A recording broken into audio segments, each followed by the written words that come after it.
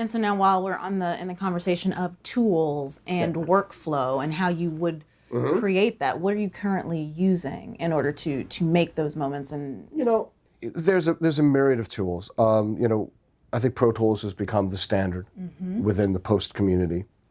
And there's so many challenges that go into it, and we've got to make it look seamless. And one of the hardest things is just pure dialogue. So when they shoot a movie, it's got to feel like it's all in the moment. It's all happening at that time. But here's what sometimes happens. Let's say you're shooting something in Georgia, okay? As you do. And in the South. Now, one of the things people don't realize is the sound of the bugs change. One of those really simple, obnoxious things.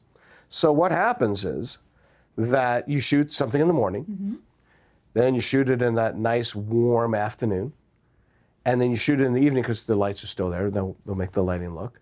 And then you shoot it the next day. Now, there'll be the close-up of you, the two-shot, close-up of me, the wide shot, the alternate takes, the crane shots, the rack focus, all the cool things that they want to do. Now, when you watch it as an audience, it all feels like it happened in that moment. But the reality is it could have been shot over a day or two. Or maybe it was a pickup. Or a pickup. A month later. Yeah, let's say we do it on an ADR stage, which is a whole nother issue. Okay, so what happens is the background goes, and all of a sudden, we start hearing the cuts. Close up to you, wide shot, and we start hearing it, and we start drawing attention to the art of filmmaking. And if you're an art student, that's fantastic. But if you're not, you start seeing the man or the person behind the curtain. So, and you don't want to do that. You want to be able to create an illusion. So, it was something that we were always stuck with. There's many, many tricks. There's ways of taking what they call fill and adding it so all the noisiest moments are the same. But here's the problem. I don't want to hear the bugs. So put a little RX on it. Exactly. So that in the past, and it wasn't that long ago, you'd have to go the loudest component. You'd have to say, all right, put fill in, make everything loud, make everything match. So now there's bugs on everything, including the ADR. The question became, how do you take it out? How do you control it?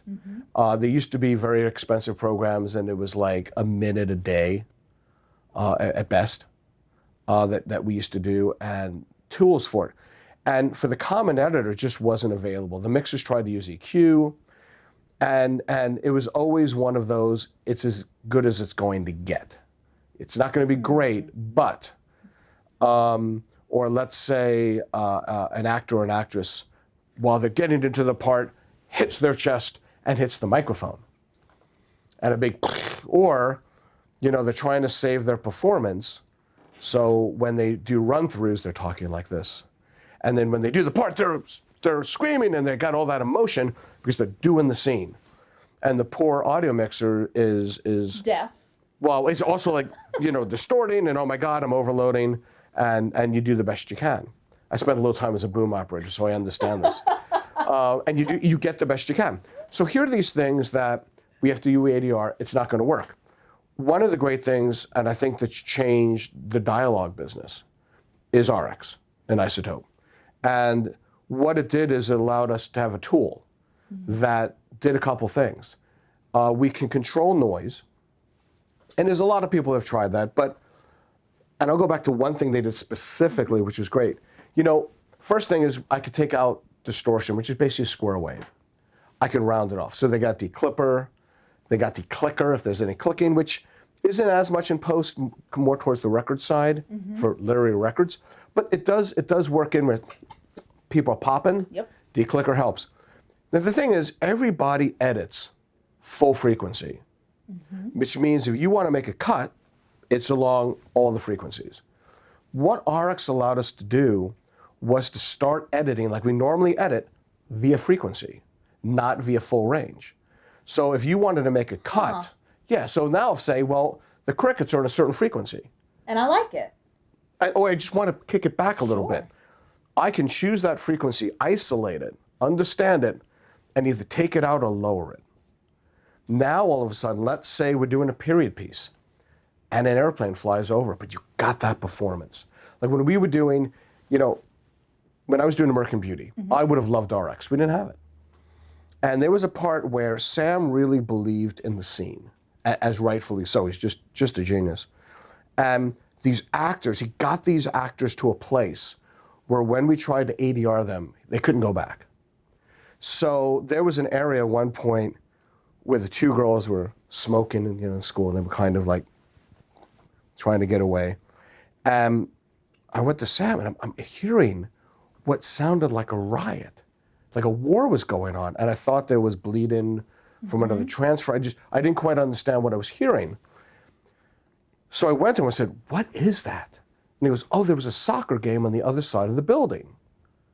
A couple hundred people screaming and yelling."